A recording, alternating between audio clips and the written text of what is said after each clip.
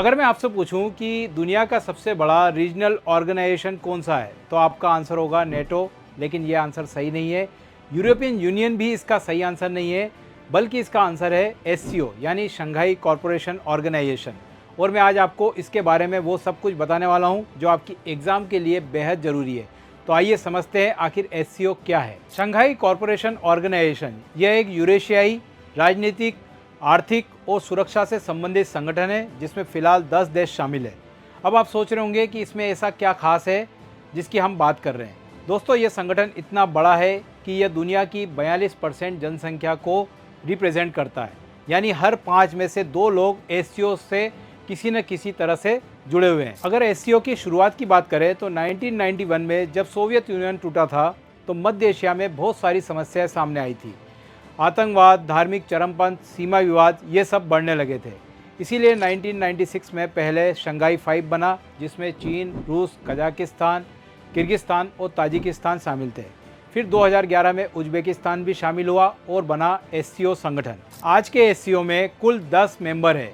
Original 6 member के अलावा 2017 में भारत और पाकिस्तान इसमें शामिल हुए, 2023 में ईरान इसमें शामिल हुआ और सबसे लेटेस्ट 2024 में बेलारूस भी इसमें शामिल हो गया।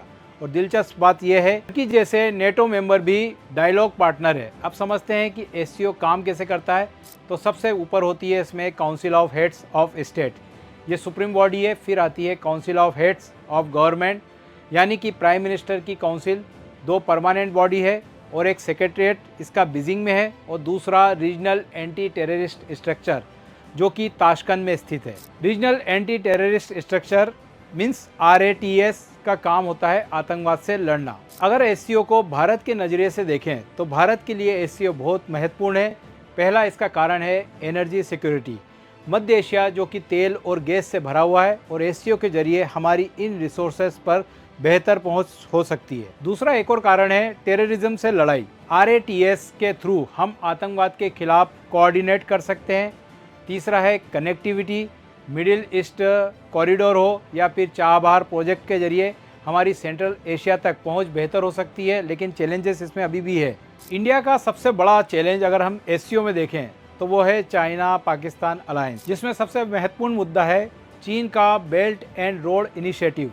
इसे सिर्फ इंडिया सपोर्ट नहीं करता है क्योंकि यह POK से होकर गुजरता है। एक और चैलेंज का मैं अभी रिसेंट एग्जांपल देता हूं कि जून 2025 में जब एससीओ डिफेंस मिनिस्टर्स की मीटिंग हुई थी तो इंडिया ने जॉइंट स्टेटमेंट को सपोर्ट नहीं किया था क्योंकि उसमें पहलगाम अटैक का मेंशन नहीं था। अब अगर हम आज के अमेरिका के नज़रिए से एससीओ को देखें तो दोस्तों, एससीओ को जनरली ईस्टर्न नेटो कहा जाता है, नेटो का अल्टरनेटिव कहा जाता है। चाइना और रशिया इसे अमेरिका के डोमिनेंस को काउंटर करने के लिए यूज़ कर रहे हैं। खासकर ट्रंप के टैरिफ के बाद में इंडिया भी एससीओ की तरफ झुक रहा है। यह एक अमेरिका के लिए सबसे बुरा सिनेरियो हो सकता है। इसके अलावा एससीओ को इकोनॉमिक टर्म्स में भी देखें तो एससीओ इंडिया के लिए काफ़ी महत्वपूर्ण है। एससीओ का ग्लोबल जीडीपी में 23% शेयर है। लेकिन यहाँ पर एससीओ के लिए कुछ सवाल भी है कि ये केवल सिर्फ चाइना रशिया डोमिनेंस का टूल बन के रह जाएगा या फिर ये जेन्युइनली मल्टीलेटरल ऑर्गेनाइजेशन भी बन पाएगा। तो कुल मिलाकर इसका मतलब यह है कि इंडिया के लिए यहाँ पर अपॉर्चुनिटी तो काफ़ी है, लेकिन फिर भी हमको चाइना को देखते हुए इस ऑर्गेनाइजेशन में सतर्क रहने की ज़रूरत है। अगर ये आपको टॉपिक अच्छा लगा है तो प्लीज़ इसे लाइक करिए, अपने दोस्तों में शेयर करिए, और इसी तरह के अन्य वीडियो को देखने के लिए हमारे चैनल को सब्सक्राइब करिए। Thank you.